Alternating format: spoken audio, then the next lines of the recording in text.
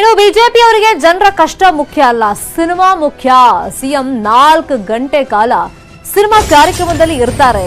ಅಪಘಾತವಾಗಿ ಜನ ಸತ್ರು ಕೂಡ ಅವರಿಗೆ ಸಿನಿಮಾನೇ ಮುಖ್ಯ ಆಯಿತು ಅಂತ ಮಾಜಿ ಸಿಎಂ ಎಚ್.ಡಿ. ಕುಮಾರಸ್ವಾಮಿ ಟಾಂಗ್ ಅನ್ನು ಕೊಟ್ಟಿದ್ದಾರೆ. ನೀವು ಗಮನಿಸಿರಬಹುದು, ಸೋಷಿಯಲ್ ಮೀಡಿಯಾದಲ್ಲಿ ಈ ವಿಷಯವಾಗಿ ತುಂಬಾನೇ ಚರ್ಚೆ ಆಗ್ತಾ ಇದೆ. ತುಮಕೂರಲ್ಲಿ ಅಷ್ಟು ದೊಡ್ಡ ಅಪಘಾತ ಆದ್ರೂ ಕೂಡ ಸಿಎಂ ಅಲ್ಲಿಗೆ ಹೋಗ್ಲಿಲ್ಲ.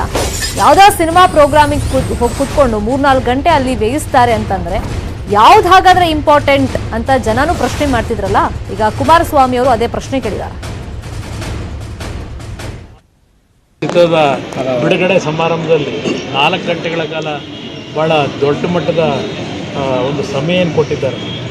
ಈ ಒಂದು ಘಟನೆಗಳಿಗಿಂತ ಅವರಿಗೆ ಆ ಸಿನಿಮಾದ ಪ್ರಚಾರಕ್ಕೂ ಕೂತ್ಕೊಳ್ತಕ್ಕಂಥದ್ದೇ ಅವರಿಗೆ ಪ್ರಾಮುಖ್ಯತೆ ಇರತಕ್ಕಂಥದ್ದೇ. ಅದು ಏನಿದೆ ಗೊತ್ತಿಲ್ಲ, RRR ಅಲ್ಲಿ ಅದು ಯಾವ ಥರ ಹಿಂಸೆಗಳು ಏನೇನಿದೆ ಗೊತ್ತಿಲ್ಲ.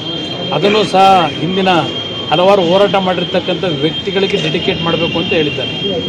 ಆ ವ್ಯಕ್ತಿಗಳು ಹೋರಾಟ ಮಾಡಿರ್ತಕ್ಕಂಥ ಹಿನ್ನೆಲೆ ಬೇರೆ, ಈಗ ಸಿನಿಮಾದಲ್ಲಿ ತೋರಿಸ್ತಕ್ಕಂಥ ದೃಶ್ಯಗಳೇ ಬೇರೆ. ಇತ್ತೀಚಿನ ದಿನಗಳಲ್ಲಿ ಅಭಿವೃದ್ಧಿ ಕೆಲಸಗಳು ಜನರ ಸಮಸ್ಯೆಗಳಿಗೆ ಸ್ಪಂದಿಸ್ತಕ್ಕಂಥದಕ್ಕಿಂತ ಹೆಚ್ಚಾಗಿ ಈ ರೀತಿಯ ಭಾವನಾತ್ಮಕದ ವಿಚಾರಗಳನ್ನು ಭಾವನಾತ್ಮಕಂಥ ವ್ಯಕ್ತಿಗಳ ಹೆಸರನ್ನು ಹೇಳ್ಕೊಂಡು ಮತ ಪಡೀತಕ್ಕಂಥ ಒಂದು ವ್ಯವಸ್ಥೆ ಪ್ರಾರಂಭ ಆಗೋಗಿದೆ.